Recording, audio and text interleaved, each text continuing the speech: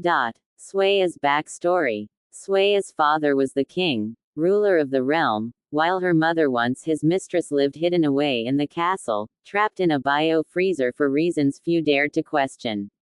When the Revolutionary Army rose in rebellion, the kingdom was thrown into chaos.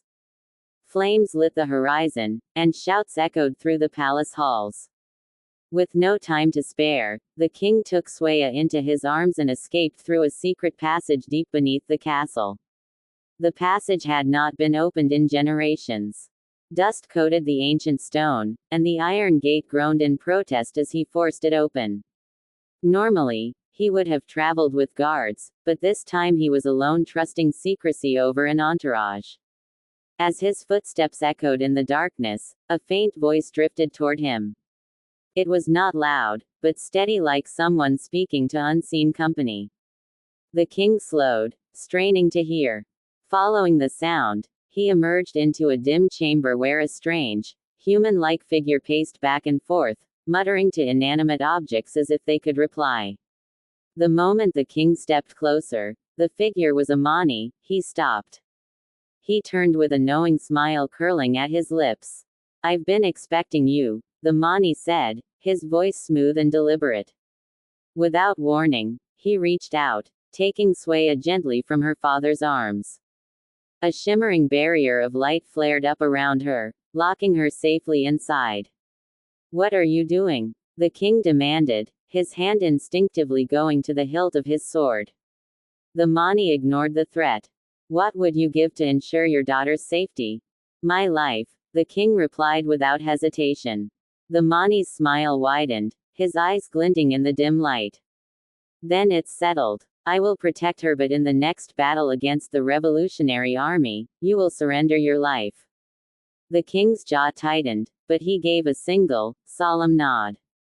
The bargain was struck. When the next battle came, the king fought fiercely, surviving with only minor wounds. But before he could draw another breath in relief, the Manii appeared once more, this time to collect what he had been promised.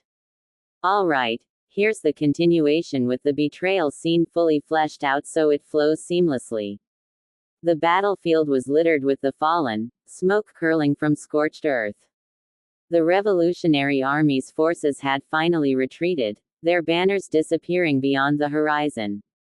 The king stood at the heart of the ruin, armor dented, sword dripping with the day's struggle. He had survived against all odds, against the very promise he had made. The air grew unnaturally still. The sounds of distant cries and clashing steel faded, replaced by a low, resonating hum. A ripple in reality split open before him, and from it stepped the Manii, just as composed as when they had first met in the passage. "You fought well," the Manii said, his voice carrying both admiration and something far colder. "But you seem alive." The king's grip on his sword tightened. "I fulfilled my duty. The enemy is gone. My daughter is safe. That is what matters." The Manii tilted his head slightly, as though studying a curious insect. "Safe. Yes. But our agreement was not a suggestion, Your Majesty. You offered your life in exchange for hers. I bled for this kingdom." The king barked. "I've done enough." Before he could finish, the Manii moved. It was not with speed, but inevitability, like a shadow swallowing light. His hand closed around the king's chest, and the world seemed to drain of color. "You misunderstand," the Manii murmured, his tone almost gentle. "A promise to me is not a poetic gesture. It is a binding law." The king gasped as his strength left him. His sword clattered to the ground, his knees buckling. The Manii leaned close, his whisper like frost against the king's ear. "I will keep your daughter safe, but you will keep your word." In one final, merciless pull, the Manii wrenched the king's life away. The body crumpled, lifeless, onto the blood-stained ground. With a flick of his hand, the Manii tore open another rift in the air. Stepping through, he vanished, taking the king's soul with him, and leaving behind only silence.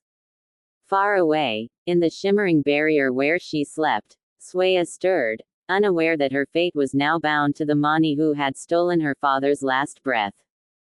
Suddenly the Manii reappeared to transport Swea to the less home for kids orphanage. To be continued.